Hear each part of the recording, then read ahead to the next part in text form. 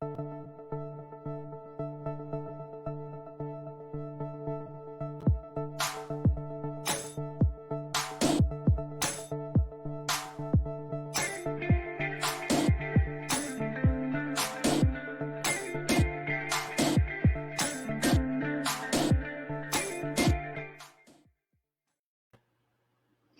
buenas tardes, tengan todos ustedes. El primer coloquio internacional Palimpsestos, Perspectivas Críticas del Norte de México, organizado por el Grupo de Investigación, Literatura y Cultura en el Norte de México, de la Facultad de Filosofía y Letras de la UACH, en conjunto con el cuarto Festival de Arte Nuevo 2020 de la Secretaría de Cultura del Estado de Chihuahua, agradece su presencia en esta conferencia magistral de clausura a cargo de nuestro invitado especial, el escritor César Silva Márquez. Presentaré brevemente a nuestro invitado. Originario de Ciudad Juárez, Chihuahua, César Silva Márquez es poeta y narrador. Autor de las novelas La balada de los arcos dorados, Juárez Whisky, Una isla cismar y Los cuervos. De los libros de poesía, ABC Diario, Parten con Edgar Rincón Luna, Si fueras en mi sangre, un baile de botellas, La mujer en la puerta, El caso de la orquídea dorada y Jardín de invierno.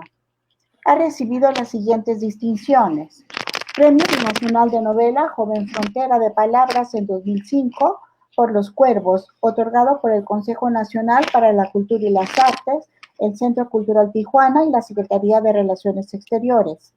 El Premio Estatal Ciencias y Artes 2010, otorgado por el Instituto Chihuahuense de la Cultura por la novela Juárez Whisky. El Premio Nacional de Cuentos San Luis Potosí Amparo Dávila en 2011 por Hombres de Nieve, otorgado por el Instituto Nacional de Bellas Artes y el Gobierno del Estado de San Luis Potosí. El Premio Nacional de Novela José Rubén Romero en 2013 por La balada de los arcos dorados, otorgado por el INBA y el Gobierno del Estado de Michoacán.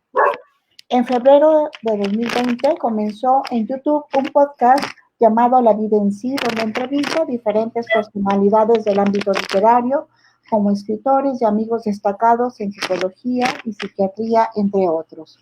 Actualmente es miembro del Sistema Nacional de Creadores de Arte y agradecemos al FONCA las gestiones realizadas para hoy contar con su participación.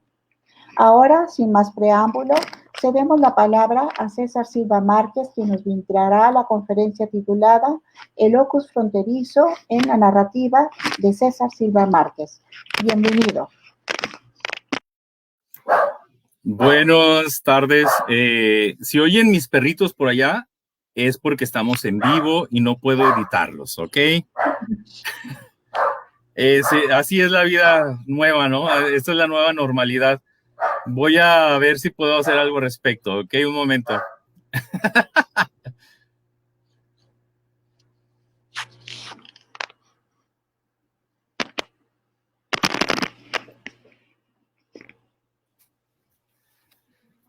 Trataré con el siguiente texto, de alguna manera explicar qué es lo que escribo y por qué escribo lo que escribo, ¿sí? Y empieza así.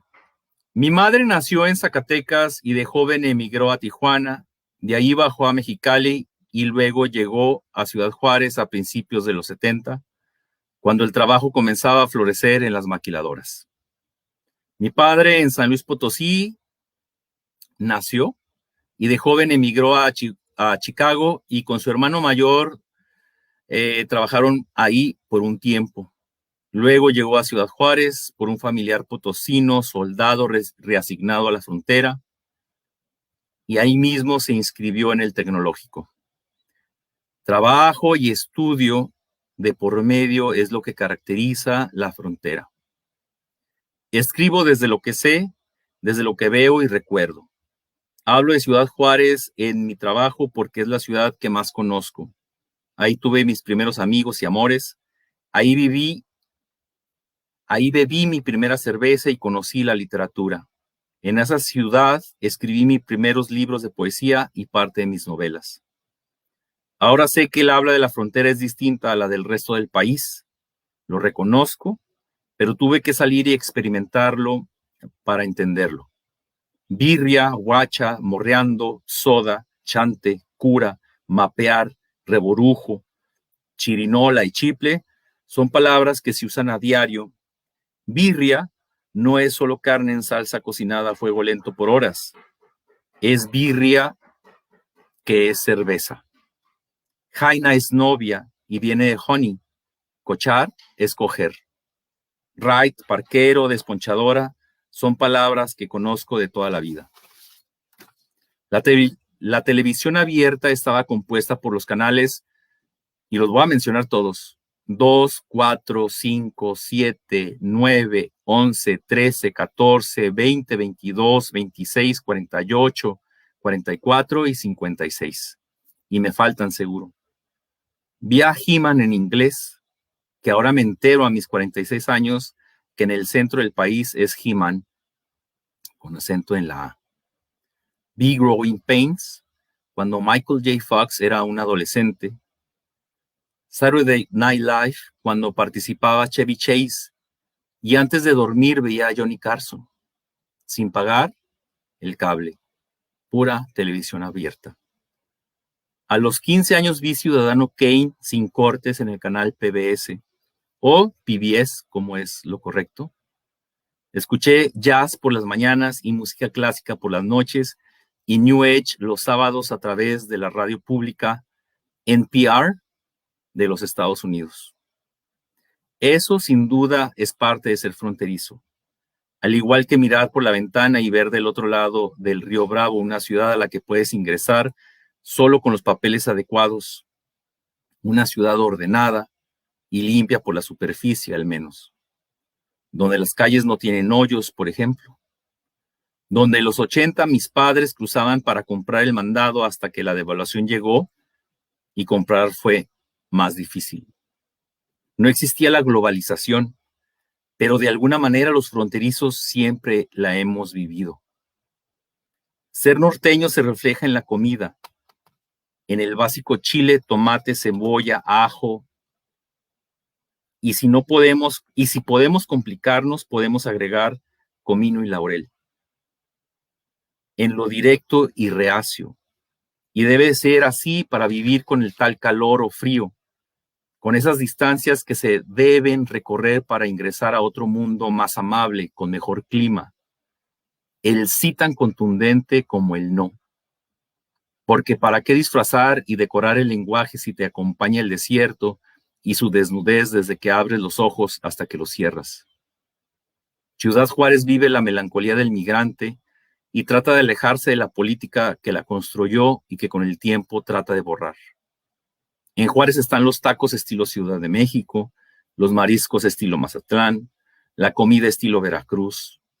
El migrante en Ciudad Juárez siempre mira lo que dejó, pero sin ganas de volver, o quizá con ganas, pero sin la posibilidad, porque llegar a la frontera sin duda es huir de algo para ser aceptado por los establecidos, o sea, los que ya huyeron, por ejemplo, del terremoto de 1985, o de la hambruna que sufrió Veracruz a principios del 2000, por mencionar los más recientes, los que me tocaron. El migrante trata de vivir otra política, que es la misma que lo llevó a la frontera. Quizá por eso desde Juárez uno mira hacia el norte y hacia el sur de otra forma. Quizá la frontera es la primera resistencia contra Estados Unidos, aunque el ideal sea llegar a esa tierra prometida donde todo es mejor. Somos muy mexicanos hasta que recibimos la resistencia de Estados Unidos y las felicitaciones de amigos llegan, y luego somos más mexicanos por la comida que se come en El Paso, Texas. Pero ya los hijos no hablan español. Somos fronterizos porque no estamos o porque ya estuvimos en el centro del país. Y es mejor quedarse en el clima hostil porque acá no hay temblores o no se sufre tanta hambre. Parte de la literatura del desierto, como se conoce, está compuesta por Jesús Gardea y Daniel Sada, por mencionar solo dos. La segunda banda de escritores norteños está compuesta, entre otros, por Eduardo Antonio Parra y Cristina Rivera Garza. Pero, ¿y la poesía en dónde se encuentra? Existe la poesía del desierto o fronteriza destacada. En Chihuahua, en los años 90, la misma capital reconoce, por algunos escritores oriundos, que la narrativa era de ellos y la poesía de la frontera, gracias al trabajo que hacían los hermanos Chávez y Cosío. Aunque no olvidemos a Wilibaldo Delgadillo, que ya había publicado en una editorial del centro importante, y ya existía el mítico libro Callejón Sucre y otros relatos de Rosario San Miguel. Comencé a asistir al taller de Limba en 1990 o quizá a finales de 1989, no recuerdo bien, entre los 16 y 17 años de edad. Estudiaba en el Cebeti 114 cuando el periódico de la escuela contrató a Laura Mesina, una estudiante de la UASH, como coordinadora. Ella fue quien me acercó al taller que dirigía en ese momento Jorge Humberto Chávez, donde los integrantes eran en su mayoría poetas, ahora conocidos como Agustín García y Carmen Amato, por ejemplo. Retomando lo anterior con respecto a ser fronterizo y sobre todo tomando en cuenta que el Internet era inexistente y que esto con el tiempo cambiaría la manera de leer, gracias al taller, el mundo de la literatura por primera vez tuvo una guía para seguir. Valéry, Breton y Bukowski fueron lecturas que hice junto con poetas como Félix Daguajare y Laura Elena González.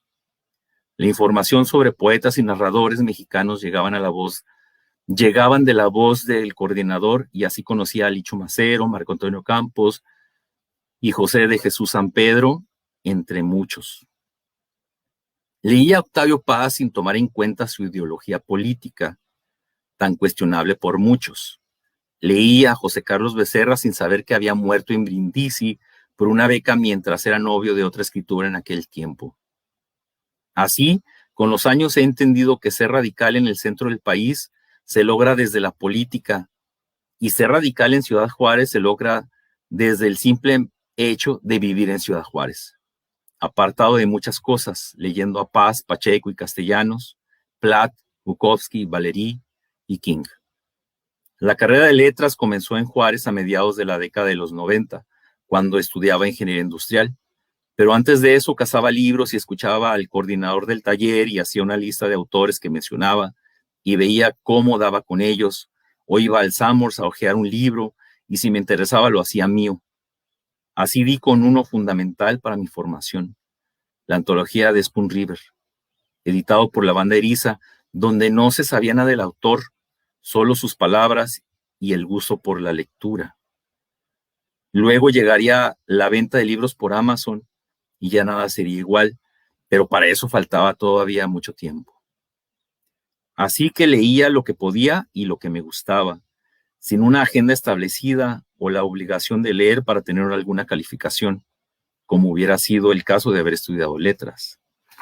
Eso fue terrible y quizá debía abandonar la carrera de ingeniería para cursar letras, pero el valor no me dio para ello, porque mi padre quería un ingeniero en casa y como juarense podría vivir bien de la maquiladora y no morirme de hambre.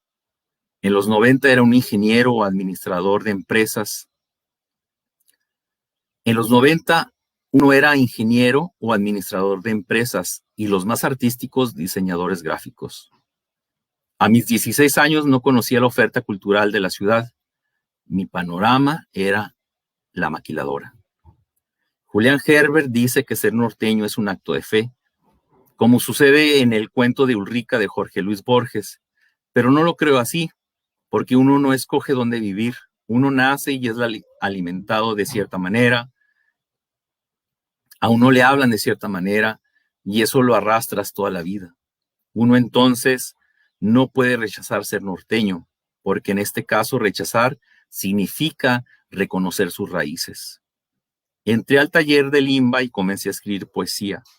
Mi idea, como se lo dije al coordinador, era escribir canciones y él me respondió que estaba bien, que intentara la poesía y viera qué pensaba. Y pues eso hice por 10 años. Cada 2 semanas, y nunca falté, me presentaba con un poema y copias para los integrantes. 10 años ininterrumpidos, ensayando una y otra vez la forma, el ritmo y la imagen en el poema, leyendo y escribiendo, al principio en una Olivetti azul y luego en una computadora. Pasaron 10 años y en el 2000 apareció Abecedario, mi primer poemario, a los 26. Y todavía ni pensaba en la narrativa. Ese mismo año se publicó una antología en Tierra Adentro donde incluyeron a 2 juarenses, cosa que nos sorprendió porque éramos compañeros de taller. Aún recuerdo que en el paquete que enviamos a la Ciudad de México íbamos 3. Un libro fue aceptado, otro libro fue rechazado y el mío fue condicionado. Trabajé lo que me pidieron y el libro salió. Así escribí y fueron publicados otros libros más, hasta el poemario El caso de la orquídea dorada, que trata sobre un asesinato y un detective llamado Héctor que debe de resolver el caso. Un detective que le gusta la comida y las novelas de Stephen King. Así llegó el 2005, cuando ya lo que quería decir no me lo permitía la estructura del verso. Entonces escribí Los Cuervos, esa novela que llamó mi ensayo de terror sobre vampiros y el cual se llevó el premio Frontera de Palabras, Border of Words, en Tijuana. Igual que en mi poesía, en la narrativa el escenario que uso es Ciudad Juárez. Su clima adusto y su habla norteña y fronteriza con algunos toques de cultura pop, llena de anécdotas de amigos y personales, como la historia de los clavos en Los Cuervos, que siempre aparecen como una maldición para uno de los personajes, y donde el vampiro es una figura fantasmagórica siempre mencionada por terceros, tomando en cuenta que la voz menos confiable es la primera persona. En el 2009, por falta de respuesta de algunas editoriales mexicanas y por consejo de Julián Herbert, mandé a través del correo electrónico Una isla sin mar a Mondadori, España, y al mes la novela fue aceptada. Una isla sin mar refleja, al igual que en Los Cuervos, los feminicidios de una manera fantasmagórica y los eventos sobrenaturales están presentes, como el mismo hecho de que uno de los personajes en algún momento se da cuenta de que por las noches se transforma en mujer. Todo por no haberse detenido a ayudar a una muchacha que lo necesitaba en alguna de esas noches. Juárez Whisky se publicó en 2013 y fue escrita durante la guerra contra el narco, y eso mismo trata de reflejar a través de el que pasa borracho mirando internet. En la balada de los Arcos Dorados, los feminicidios anteriormente mencionados, junto con el narco de Juárez Whisky, se amalgaman a través de un periodista llamado Luis Curiaki y un policía violento que golpea a los golpeadores de mujeres. Un hombre vulnerable, como nosotros mismos, en forma de un joven de 30 años y adicto en recuperación, y un hombre de cierta manera intocable, el policía, más como un símbolo que un personaje de carne y hueso que de alguna manera se unen para encontrar a un asesino serial. Escribo novela negra. Christine, de Stephen King, que leí a los 14 años, trata de 2 amigos, donde uno de ellos, quizá el más débil y por ende el más violentado por un grupo de jóvenes, es poseído por un ente que busca vengarlo de ellos a través de un auto, mientras un policía pretende darle sentido a los eventos que van ocurriendo en el transcurso de la novela. Existen los vampiros, existen los fantasmas, los hombres pueden transformarse en mujeres como lo hacen los hombres lobos, existen las ciudades malditas. Creo que escribo novelas con tintes de terror y tintes fantasmagóricos y tintes realistas. Eso me tocó leer en Ciudad Juárez, en un canon distinto, pero a final de cuentas, igual, si me lo permiten, al centro del país. King, Carver, Roth, Proulx, Murakami, ambos, Munro, Parra, son los narradores, entre otros, que leo y releo. Plath, Sexton, Becerra, Castellanos, Guajardo, Bukowski, son los poetas que me hicieron llegar a la narrativa. Me identifico con Carver porque la historia que cuenta es una historia interior dolorosa, como es toda la literatura, pero trataré de explicarme. ¿Qué hay más en Ciudad Juárez aparte de arena, sol y distancia con el resto del estado y el resto del país? La contemplación, lo interior. Por eso, parte de la poesía juarense se escribe de tal manera, y trata de un colibrí, por ejemplo, una nube, un bar, las palabras mínimas, saber contar y narrar lo mínimo. Por eso existe el Callejón Sucre, por el reflejo de lo ojarense, de lo universal. ¿Qué pretendo con mi trabajo? ¿Pretendo hablar de la violencia en mi narrativa? Pues les diré que mis lecturas iniciáticas incluyen a King y Lovecraft. ¿Qué vida en verdad tenemos nosotros si no es una vida rutinaria y aburrida? En muchos casos, una novela es el recorrido que hace un personaje para saber quién es él y de alguna manera saber quién es el lector, quiénes somos nosotros. Annie Proulx, en su novela Un as bajo la manga, nos habla de un hombre en busca de terrenos para volverlos granjas de cerdos. La mancha humana de Roth habla de un hombre negro que toda su vida la ha vivido como blanco, enamorado de una mujer la cual tiene por exmarido a un psicópata. Laberinto, de Eduardo Antonio Parra, habla de un joven en busca de su hermano durante un enfrentamiento entre dos bandos de narcos. Durante la noche, una odisea dentro de una Ítaca destruida. Una isla sin mar narra la vida de un joven que se debate entre dejar o no Juárez, porque ya está harto de su ostracismo, pero no sabe si le conviene irse o quedarse. Esos son los mundos que visito con mis lecturas. Estas son las bases que me permean. Estas son las bases que permean lo que escribo, y tal como ser norteño y fronterizo, no puedo alejarme de ellas. Muchas gracias.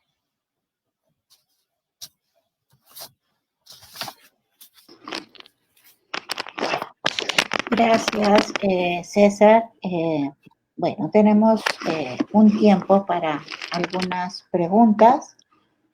Y bueno, yo quisiera, a reserva de los comentarios que irán saliendo a lo largo, y bueno, pues empezamos con el mismo título, ¿no? De Locus Fronterizo, ese Juárez que está tan arraigado en la vivencia personal, ¿no? ¿Concibes en cierta manera que Juárez pueda ser un lugar distópico? Esa sería la primera parte de la pregunta, ¿no? Porque por otro lado, mientras que estaba formulando la pregunta de si Juárez es una distopía, luego mencionaste que más allá de arena y sol, en Juárez es un lugar para la contemplación. Y me recordaba mucho a Gardea, la luminosidad que existe en su narrativa, y también me acordaba mucho de Rosario San Miguel, cuán importante también era este aspecto, ¿no? Entonces, pero hay varios escritores, por ejemplo, también se me vino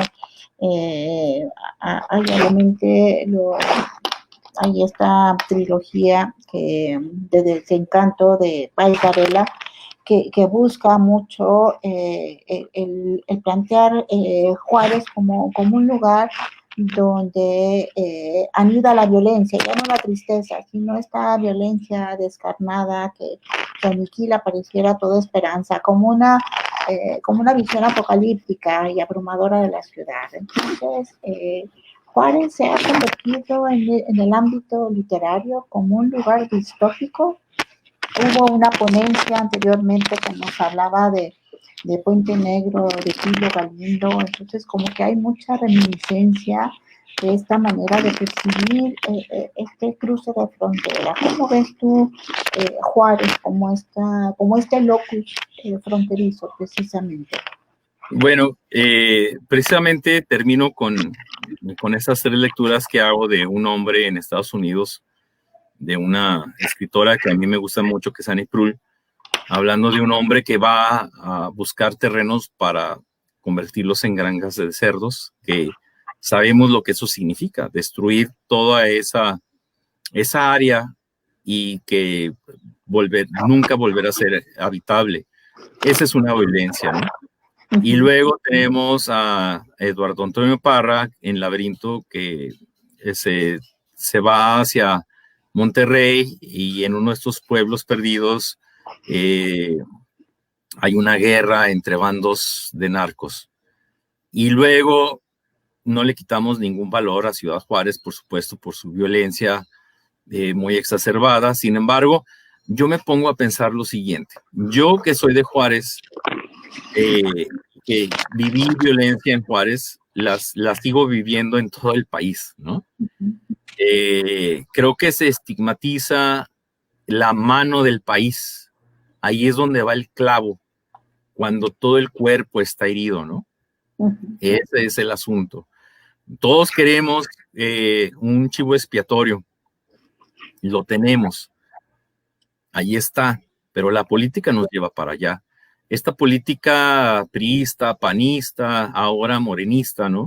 Nos lleva a un lugar ya estigmatizado, ya clavado a decir que hay una violencia exacerbada, donde realmente viviendo yo fuera de Ciudad Juárez, me doy cuenta que sí, porque no voy a defender algo que es innecesario, pero, o sea, no podemos hacer a un lado a Guerrero, no podemos hacer a un lado a Chiapas, no podemos hacer a un lado a Veracruz, no podemos hacer a un lado a Guanajuato, no podemos hacer a un lado al mismo Estado de México, ¿no? Todos estos lugares son distópicos y al mismo tiempo, pues no lo son. Porque si todo el país es distópico, entonces ¿de qué estamos hablando? Y en eso yo me quedo, ¿no?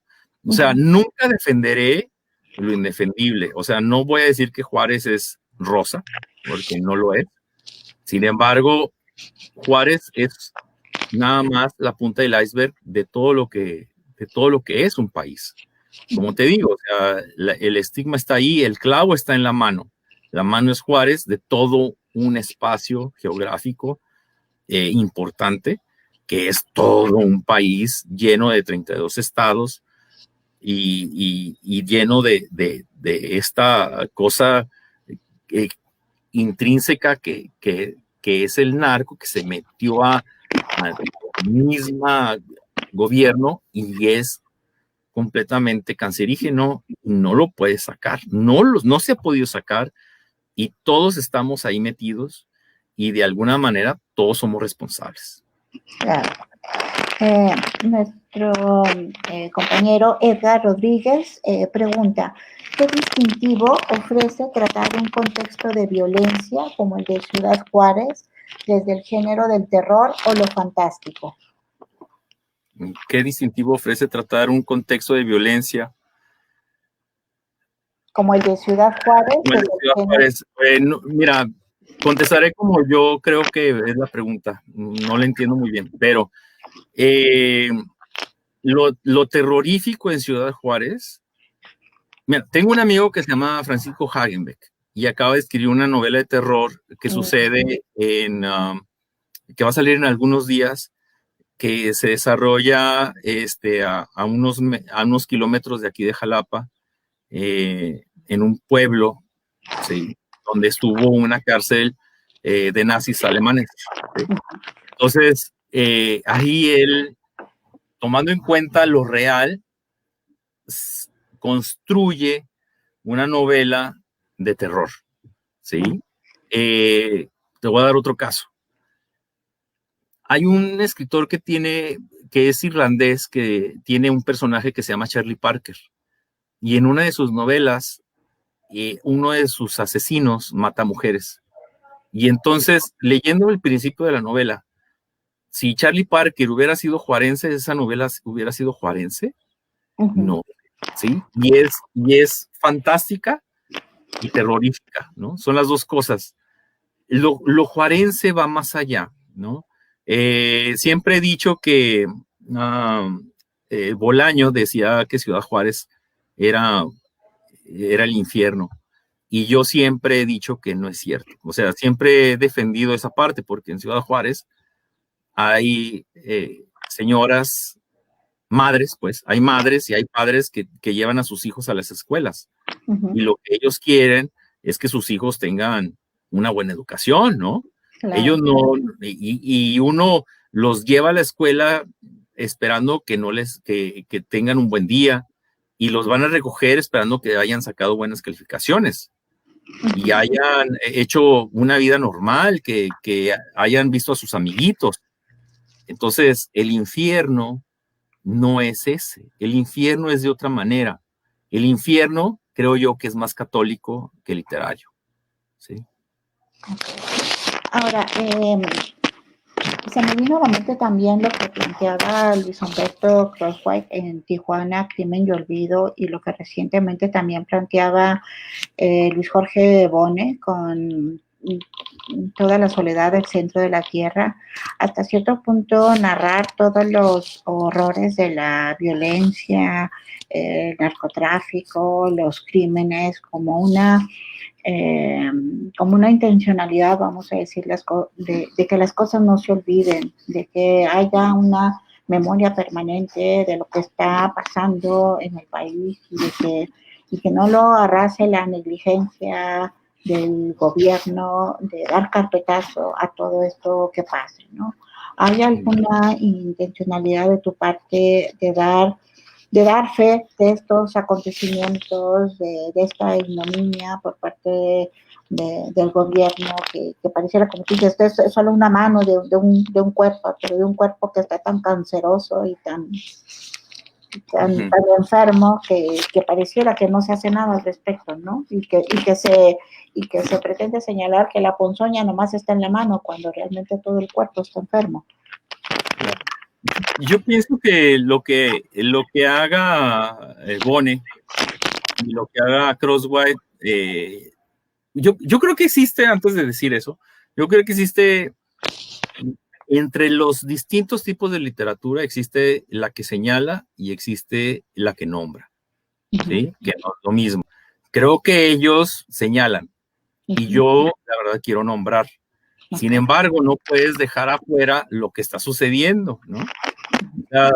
Si nos vamos a Philip Roth, cuando habla de que el lugar de nacimiento, que es Newark, donde crece Philip Roth, que era un lugar bonito, se puede decir, y luego se transformó en un lugar feo, y lo menciona en el libro, él no está haciendo un señalamiento, él está nombrando lo que está sucediendo. Entonces, yo trato de nombrar lo que sucede a través de historias que tienen que ver con la vida de un personaje que quiere ser, ¿no? O sea, que se quiere conocer o que se va a conocer así en ese entorno, que es el que yo conocí, ¿no? Te puedo comentar, a los 17 años me golpearon, me mandaron al hospital, sí, y no fueron cholos, no fue una violencia terrible donde anduviera en un callejón, fue una violencia terrible, porque fueron mis vecinos los que me golpearon, ¿sí? Entonces, ¿eso qué significa? Que nada más por ese caso, yo voy a mencionar en mis novelas la violencia que sucede a través de los vecinos, pues no. O sea, me tocó eso y nunca lo he mencionado en ningún lado, ¿no? Te va formando, te vas dando cuenta de que, por ejemplo, en Ciudad Juárez, si vas caminando por la noche en una de sus calles y ves que vienen en la misma acera, en la misma banqueta, dos tipos, lo que tienes que hacer naturalmente es irte a la otra banqueta, ¿no? Y ya estar atento, pues, y por ejemplo, yo estuve a los 17 años en la ciudad de Chihuahua y yo veía al fondo dos tipos que venían en la noche de frente y no nos movíamos de banqueta, o sea, seguíamos avanzando. Y para mí era igual de violento, aunque no hubiera violencia en eso, ¿no?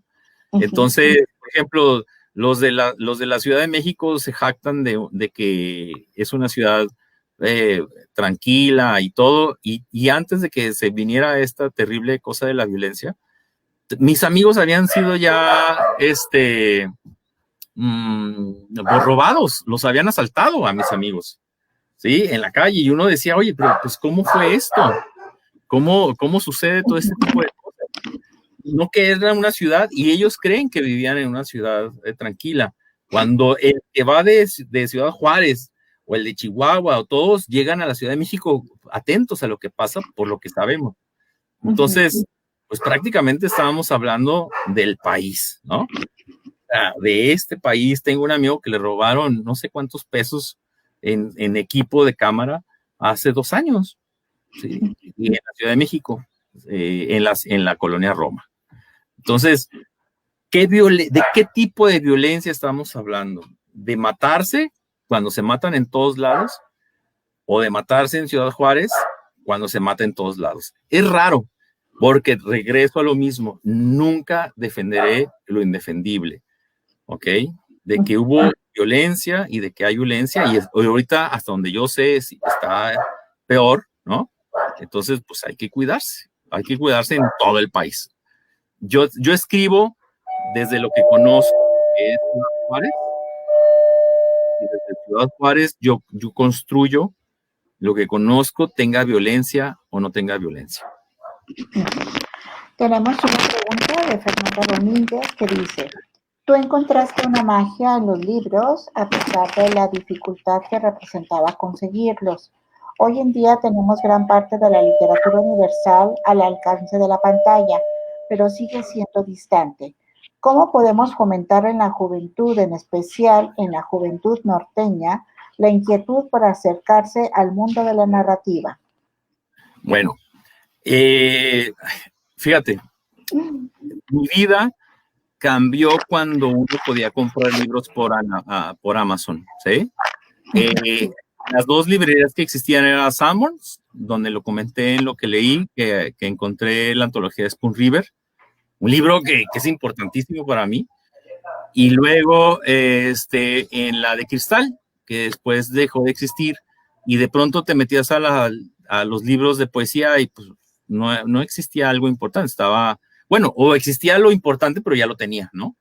Entonces, eso mismo cuenta Fernanda Melchor de Veracruz, o sea, del puerto, ¿sí? Exactamente lo mismo.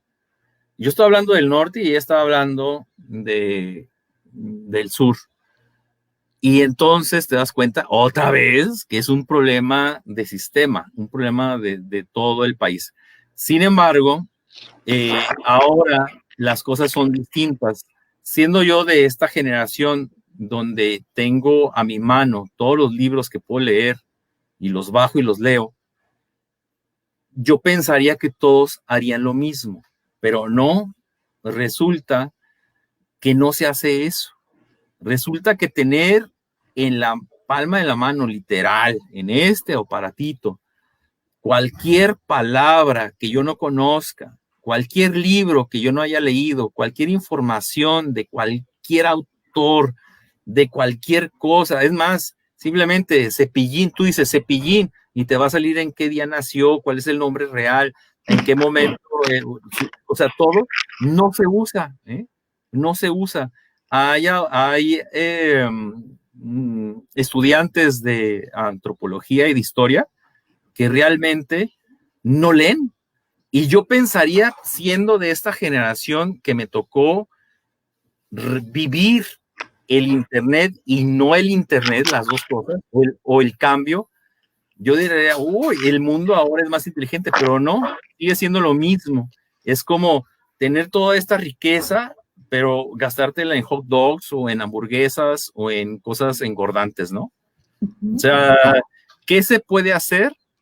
Yo no sé.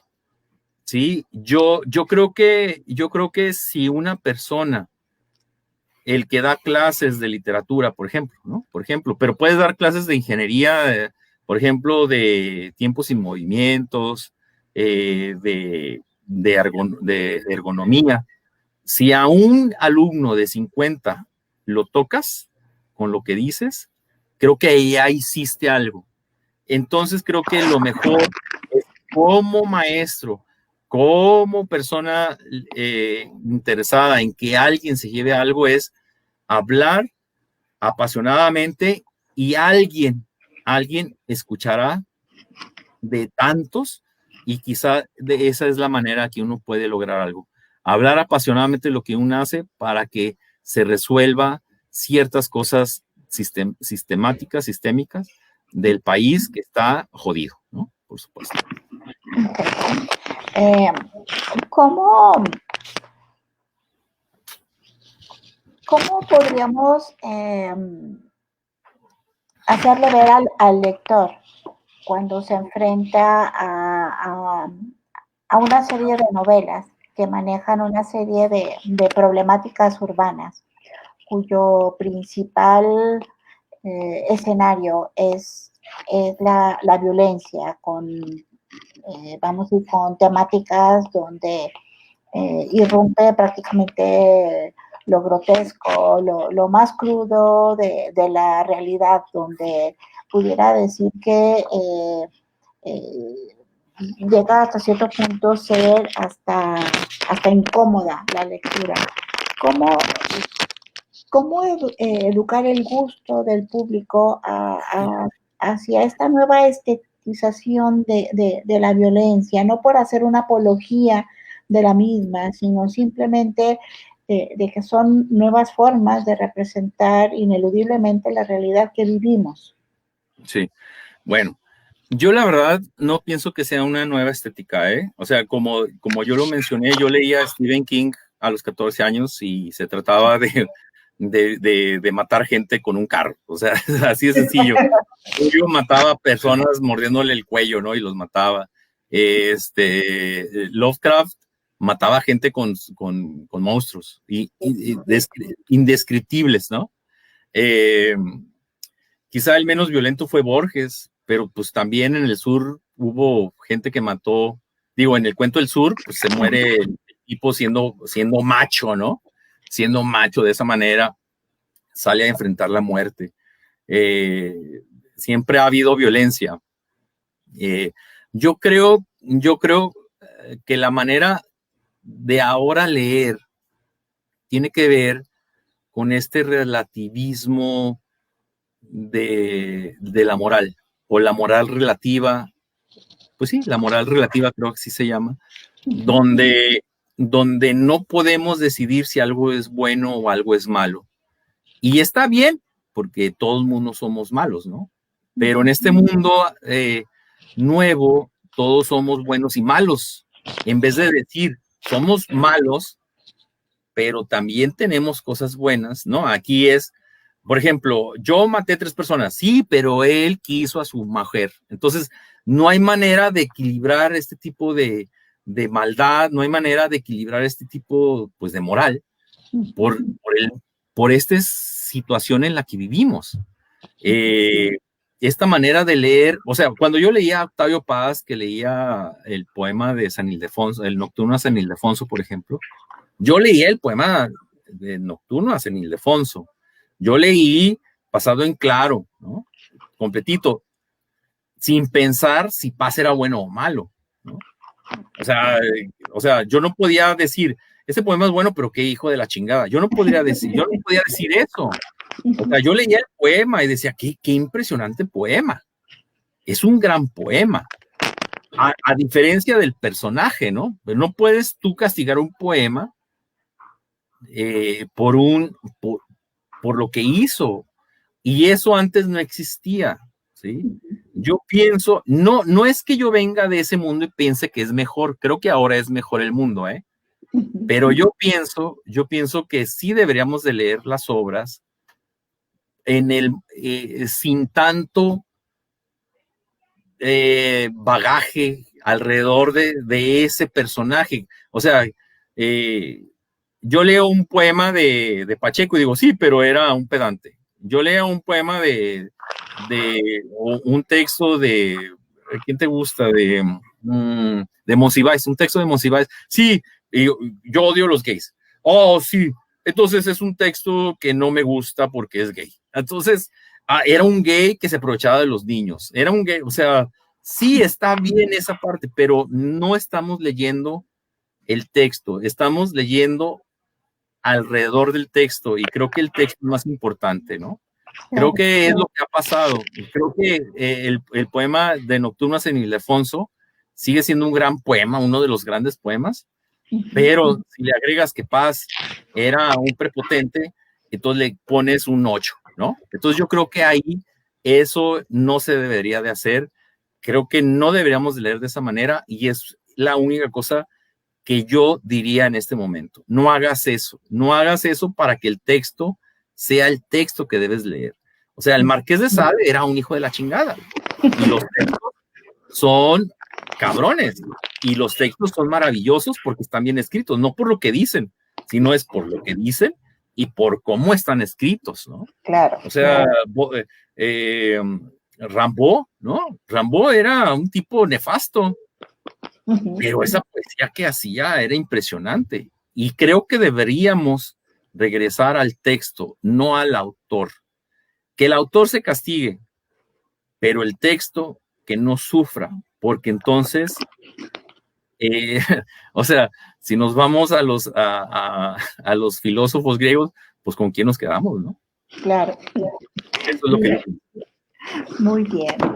Bien, César, agradecemos mucho la intervención y bueno, pues vamos llegando ya al final de este segmento y bueno, es hora de invitar a nuestro colega Vladimir Guerrero para iniciar con lo que sería el cierre del coloquio, para empezar a dar todos los agradecimientos a todas las personas que han colaborado y que han hecho de todas estas 3 jornadas, pues que hayan funcionado con éxito.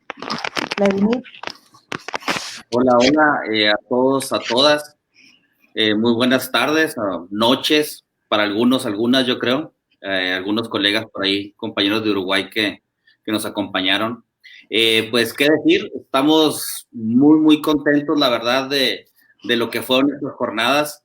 Primero que nada, agradecer a la Secretaría de Cultura del Estado de Chihuahua el enorme apoyo, a la maestra Concepción Landa, a Gaby de la Cruz, al equipo del FAN, que logró que esto, en el aspecto técnico y la logística, se diera a cabo hasta magistralmente. La verdad, todo nuestro cariño a Fer, a Angélica, a Isabel,